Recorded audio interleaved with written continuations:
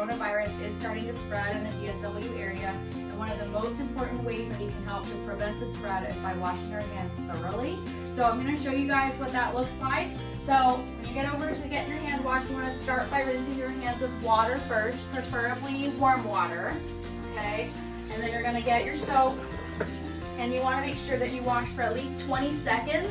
So think about saying your ABCs twice. That's going to be about 20 seconds. You want to really make sure you scrub your hands. You get in between your fingers, and you go around the wrists as well. Okay, and then you're going to rinse off in the warm water. Try not to touch the handles or the sink or anywhere else, but just getting the water on there. Let the water run for a second. Get your towel. You don't want to go back and touch the dirty handles after you just wash your hands. So make sure your hands are all really dry and use this napkin to turn the water off. And then if you're leaving the bathroom, use this to get out of the door so you don't touch the door handle either. All right, so that's a quick tutorial on hand washing. Everyone, hope you guys stay healthy and have a great day.